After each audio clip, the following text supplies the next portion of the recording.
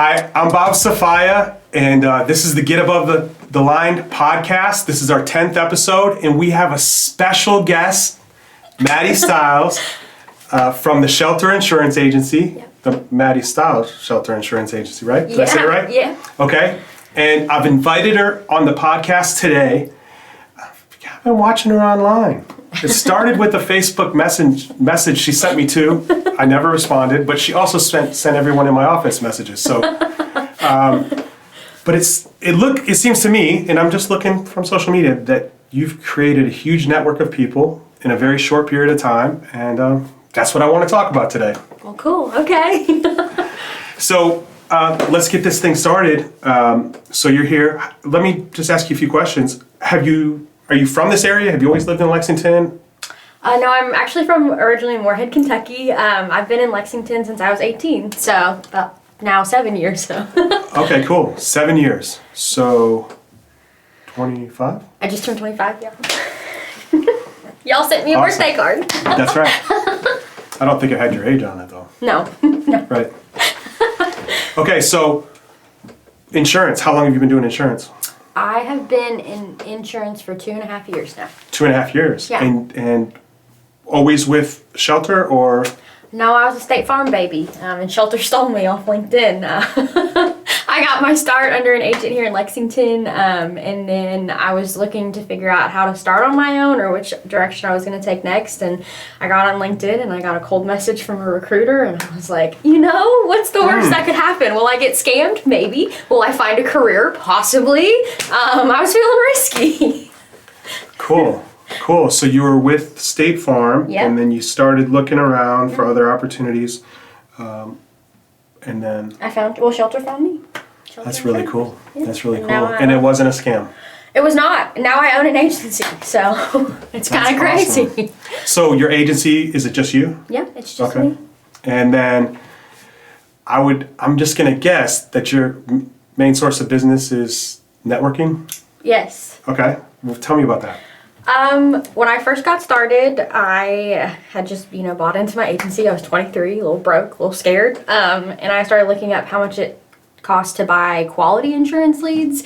And I was like, oh my gosh, I will never be able to afford this. Like, this was a terrible decision. And I had a little pity party, got on Facebook. At that time, I had like 2,000 friends.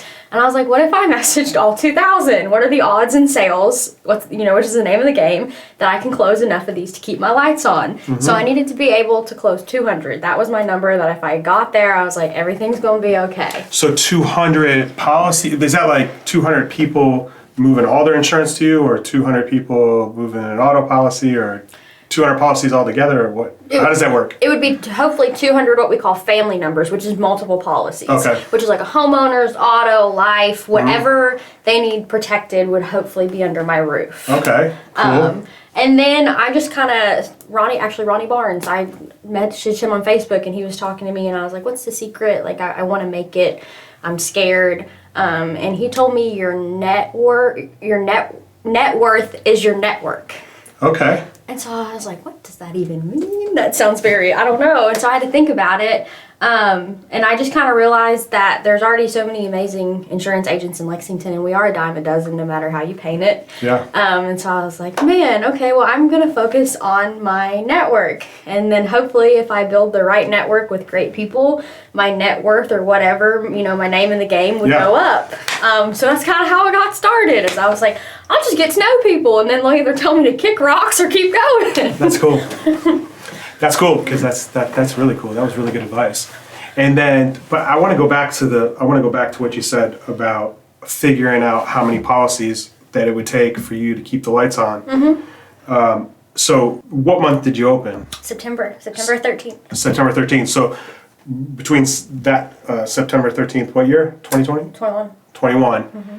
And so it was the 12 months from then you had to. I wanted to hit that in 6 months. Oh, in 6 months. That was my personal goal. I was like, in 6 months, I want to have hit this number in premium and hopefully have this many family numbers and this many policies to support it. So in 6 months, where were you at? I was actually not there. I failed. So what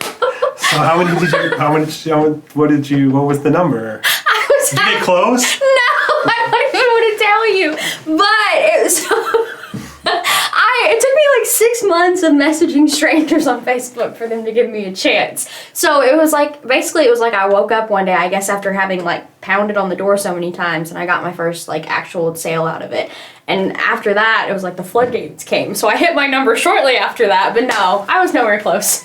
I was like 150 shy. That's awesome. So, but at that point, I was sitting in so much like failure and self-pity that I was like, I can't give up now. Like the hole can't get deeper. Like it can't be worse than this. So let's just see. That's great. Which somebody told me that most sales fail on like the 8th try because people give up, and if like the people who go the last 4 attempts are the ones that are like millionaires and billionaires and like. It's like something I've gotten really focused on lately, and I always used to be like a call to action person. Like anytime I posted anything, anytime I talked to someone, any type of communication that I ever made, I always felt like I need to make call to action. Like, okay, well, this was one that a lot of real estate agents might still use, but it was like, do you know anyone that wants to buy, sell, or invest in real estate? Look, that's not the way the world works. Like, I think that with insurance, it might be slightly different but when it comes to like marketing, marketing doesn't work that way. Marketing's like you have to deposit. You have to make deposits, and not just marketing, but like networking and leadership. There's so many people that call me on a daily basis and ask me for things.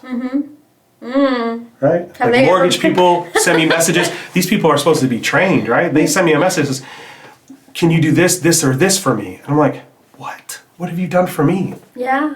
What have you done for me? So it's like, I do believe that there's a time and place for that call to action to say, okay, it's time. Like, okay, it's time you got to at least let me quote you, right? Or you have to at least interview me. Like if you plan on selling your house, you have to at least interview me. But give me a shot.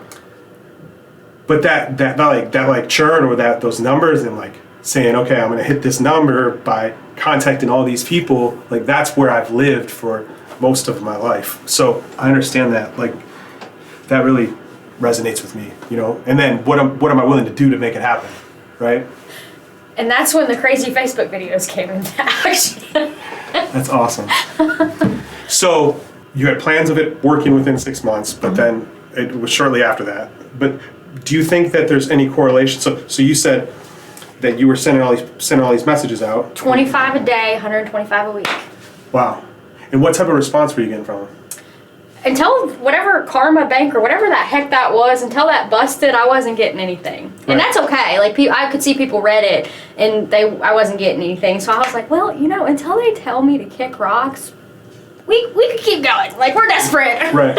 So that was just what I was doing.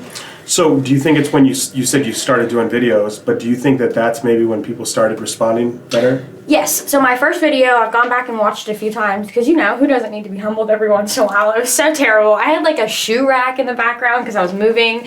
But I came on and I was like, hey, my name's Maddie. I'm the lady who keeps messaging you all. I'm hopeful if you see my face, hear my voice, know that I'm serious, I'm passionate, I'm not a scam. Like, open the dang door because I've been knocking. And literally people started after that. So I don't know if maybe they just needed to see my face or what. But it was the most like sketchy home video, like shot on an iPhone that was blurry. Authentic. Like it was bad. Authentic. Yes, authentic. Hashtag authentic. To the T. I posted that and then somebody messaged me like an hour later and they were like, I didn't realize that was you who was messaging me. And I'm like, are you kidding me? Like I'm telling you that I shared it with everybody in our sales meeting. I'm like, this girl keeps messaging me and I think it's awesome. Will someone please get a quote from her? Thank you. Right. I mean, I thought it was cool. Like I've been watching it. So I think that connection between the activity and like you actually putting your authentic self out there with the shoe rack and all, and how that like actually bridged that gap, that was the piece that was missing. It was. Like they tell you that in any sales industry, especially real estate, put your face out there, let people see. And I was like, I'm not doing that. Like I'm working from home in my pajamas today. It's a no.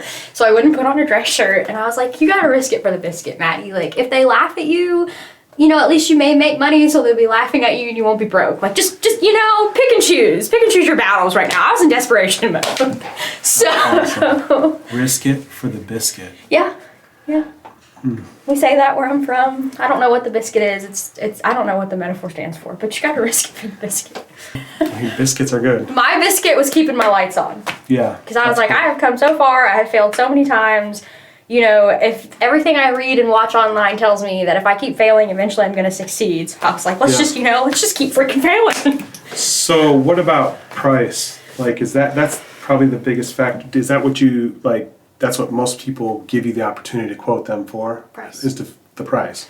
So I've learned the hard way through trying to play that game that price is a really good way to get your foot in the door. It's a really good way to get someone to say yes to a quote. Because I'm like, what if I can save you money? And then when I quote people, I usually try to have a phone call with them or at least a short conversation of like, well, what's important to you other than price? Because if I quote you just on price, what if I don't know about your assets and things that need to get protected, and then comes claim time and like price didn't matter as much to you as you thought it did. So Right. I've learned I don't sell on price anymore. Yeah. I try not to address it unless they do. I'm like, here's what I can offer. Here's what it would financially cost. But you get funny Facebook videos out of it. Sometimes I put that in there because it works. And I'm like, you get entertainment. You get my life online, which is a hot mess. Like, you get all these things. It's really good. Like, I'll never be a boring agent, is what I tell people. That's really good. Someone told me one time, they said, like, if you recruit agents Yeah. and you know, a lot of companies out there, that's their thing. Like, you know, you go to EXP, you pay too much money. You go to KW, they all talk about the price and what the people pay. And, you know, there's agents that go to places, that's why they go there, is because it's cheap. Because of a little cap or whatever. Yeah, like what they have to pay in. But like, it's like, if you recruit people on price, well, then they leave because of price, right? And the same thing, I think, goes for insurance or for whatever else. Like, if somebody's going to come to you because you're going to save them $5 a month, well, guess what? You're going to lose them over $5 a month. So I don't know if this is playing dirty or not, because I have quoted people and they've been like, oh, you're, you know, $15 a month or more, no thank you. And I've been like, wow, nobody has ever told me that I'm worth less than $15 before. Like, Right. I was like, that is news to me. And I'll act like a little bewildered, because actually I am a little bewildered, honestly, but I'll be like, oh my gosh, well, okay, thank you for letting me know. And typically they're like, okay, Maddie, like, let's do this. Because it does come down to it when you look at it. I mean, I get it. I'll be like, I thought I was worth at least 25, but okay, all right. That's awesome. So it's got to help that you've been building this network, and I mean, it seems like you have a pretty active social life, according to your social media. I mean, I don't know if that's how everything is, but it seems like you have a lot more friends than you did when you were sending me messages. Yeah, so that was an accident. So kind of relating to what you said, your deposit bank, I think that is exactly kind of what somebody else taught me, which was my grandma, because I was telling her about my frustrations, and she was like, what are you doing for people in this like business community? And I was like, I'm harassing them on Facebook. And she was like, oh, that's contributing. So and John Fentress, he's one of the people at Shelter too, he played a part in this. So she had just kind of humbled me on that, and he was like, why don't you just ask people to go get coffee with you? Yeah. And he was like, because you don't even know if they're the right fit for you or if you're the right fit for them. And he was like, so how dare you ask them for an opportunity when you haven't even like done anything to deserve it? And I was like, oh, okay.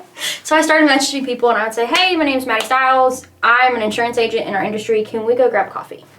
Just want to see if we're each other's cups of tea, and if we're not, that's really good to know. Yeah. And people started saying yes. And so I would go into these meetings, and I would be not focused on business. I would be like, can I help this person? Can they potentially help me? And when I did that, everything changed. I made friends. I have a little community. I can help people now. The fact that you know that at 25 is pretty amazing. Well, thank you. I mean, I'm going to be 47 in December, and I just learned it last year, or maybe a year ago, or maybe like like within the past 2 years. I was constantly asking and not giving, or maybe I was, but I wasn't intentional about it. Right? I don't know. I don't know, but that's really cool. That's really cool that your grandmother and John. Yeah, he's one of my higher ups. He's awesome. So he works at Shelter Insurance? Yes. And locally here, or? So he is a district territory manager. I'm Okay. gonna get his title wrong, but he is Kentucky and Indiana. So he lives here in Lexington, which is super helpful to me. But he has a lot of agents under him. So the fact that he can give that wisdom to all of us is pretty impressive. Yeah, that's cool. That's cool. So, all right, well, started sending messages, then started doing videos, then started meeting people for coffee. Now you're building this network. What are your plans? Like, what are your goals, or what do you plan on doing what's going to happen next? That's a great question, and my answer is not awesome. I know that. my butt's been It's okay. kicked on it. I was so worried about the future when I first started and making it and keeping the lights on, as I said, that I felt like that just kind of deterred me from doing anything that like mattered, because I was so stuck in fear. I was like, I have to focus on this. I have to hit this. Right. So when I was like, I'm just going to let it go. And if it's meant to be, it's going to be. And if Yeah. it's not, there has to be something more remarkable out there than selling insurance. Like, Yeah. either way, I'm going to be okay. So I stopped planning for the future. So I don't know what's next. When I started posting my life organically, as it is, as it happens, who I am, doors opened for me that I never would have thought could have ever opened, because I was Love like, that. you know what? Maybe people care a little bit less about insurance and they just want to know who you are and you want to know who they are. So that's just been my focus, is trying to articulate who I am, so that when questions like price come into the mix, I can say, I'm going to be honest with you. You're not buying shelter. You're buying Maddie Styles. Yeah. Because that's your agent, that's who services your accounts, that's who's going to be there for you when it hits the fan. And we don't want it to ever hit the fan, but it's going to hit the fan. Yeah. And when it hits the fan, it's going to be me, Yeah. and I'm going to show up. That's awesome. And so being able to just show up as myself and then make that promise to people, I don't know, it's been pretty cool. Yeah, that is really cool. Now, my favorite story about telling people, like, when it hits the fan, it will be there. And they said it was okay because I asked before I came. But one of my people texted me and they were like, "Hey, your roadside assistant said it's gonna be like an hour. Is there anything you can do to help?" And I was like, "Well, what is it? Because if it's your engine, like, you don't want me touching that." Yeah. They were like, "I'm out of gas." And it was a mom, had her kids in the car, didn't want to leave. So I was like, oh my gosh, so simple. So that's my favorite story to tell people, was I got to take her gas, and she was like, you really meant it when you said you'd be there. And I was like, please fill up next time. That's really cool. But as a mom, I can't imagine all the hats they juggle. So, that was probably the last thing on their mind. Yeah. Literally, because she ran out. So. Yeah, right. That's cool. Well, I feel like I've learned a lot about you and your business. Oh, well, thanks. Is there anything else you want to talk about? Yeah, I have a question for you. Okay. What's your advice for a young blood coming into the game? Man, I'm learning from you right now. Oh, well, thank you. I think that continuing to make deposits, continuing to be authentic, and I think that approach is money. Like, just be yourself and continue to give to people, and it'll return tenfold. I have a spicier question then. Okay, good. I want to play nice with everyone, Okay. but I've learned you can't. No. So what's your advice when someone's absolutely not your cup of tea, and to their credit, you are absolutely not theirs? So It's a great question. it's two people, you're on the grindstone against each other. How do you get over it? Because it's frustrating. It's a great question, and I have a great answer. Okay. It's principles. Okay. So I didn't realize, I got into this coaching program, I didn't realize prior to that I was a very principled person. Mm-hmm. Like, I didn't realize, like, we had our values for our team, the core values, and the core values being like the guidelines that we operate in between. Mm-hmm. But we had never defined our principles. Mm-hmm. And even though I mean, there's a lot of things that to get to this point in my life, like, I have a hard line in the sand that I don't, but clarifying your principles. So a few of our contribution, commitment, honesty. I always stumble every time I say it, because they're crystal clear to me, right? Mm-hmm. But so I take these principles, and if there anything ever comes into question, Mm-hmm. I just refer back to those. Okay. So it's not a decision that I make, and that's really, like, at the end of the day, like right now, you're Maddie Styles and you're the business, but there's going to be a point that you get to where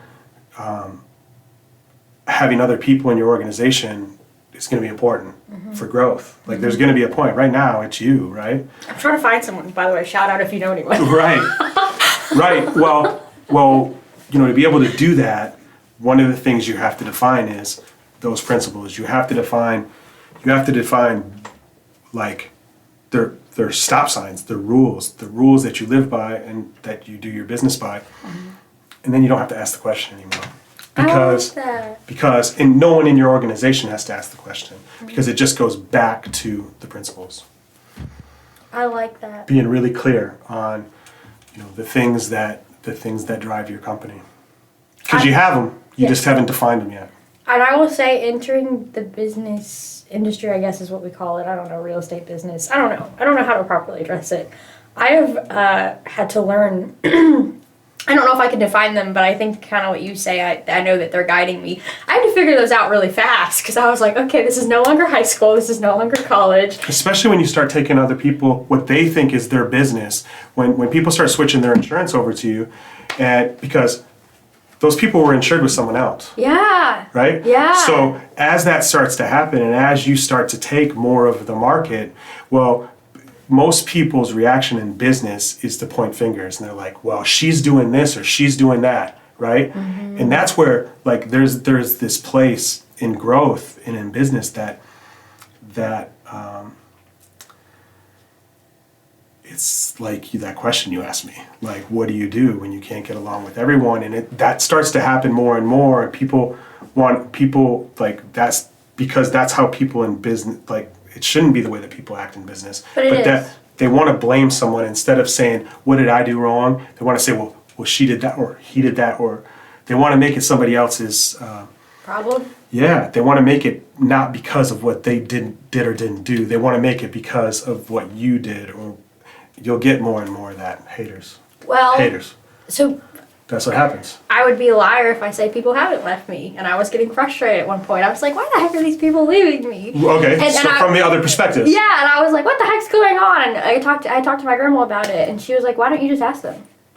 She said, it's not like you don't have their email address. Just be like, hey, I want to learn for the future. Was it personal? Was it financial? Was it professional? What a great advisor. She was amazing. She's been giving you some great advice. She was. So I'd start to email people, and I'd be like, if you feel uncomfortable, please don't respond. I don't want to make you feel uncomfortable. I don't want any bad blood.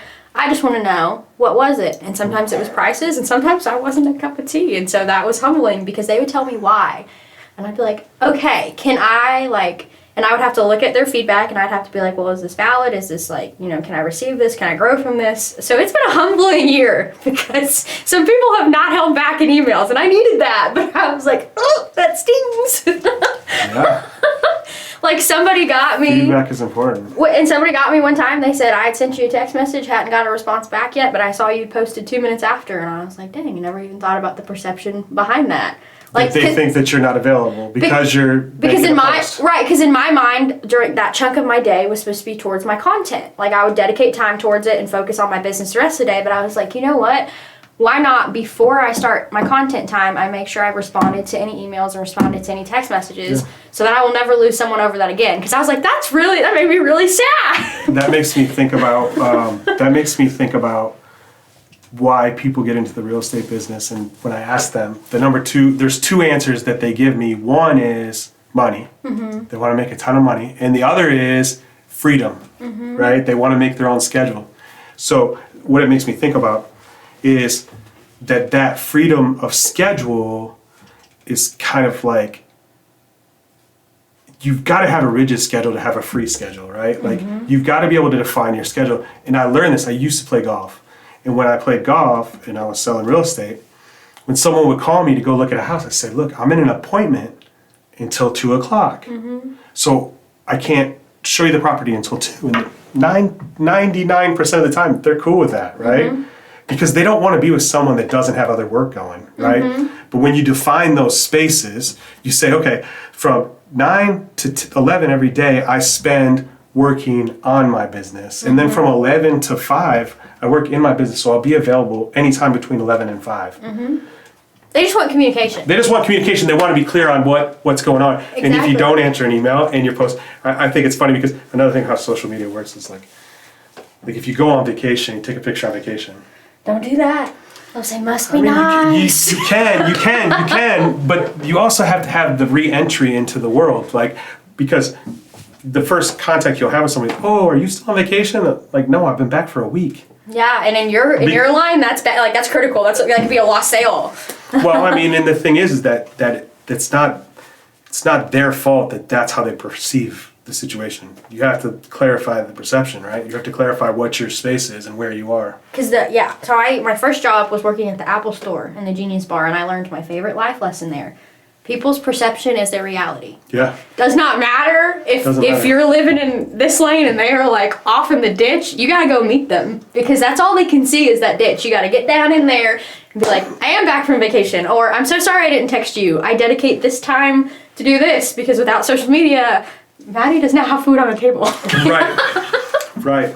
Like, well, I love sometimes when people are like, it looks like, I do have a lot of fun posting, but sometimes it is stressful trying to figure out certain things. So I'm like, I promise it's not always fun. Like, sometimes it's work. That's really like cool. learning TikToks. Like, oh my gosh, those kids are so talented these days. I can't. It's amazing. I have tried and I can't get it.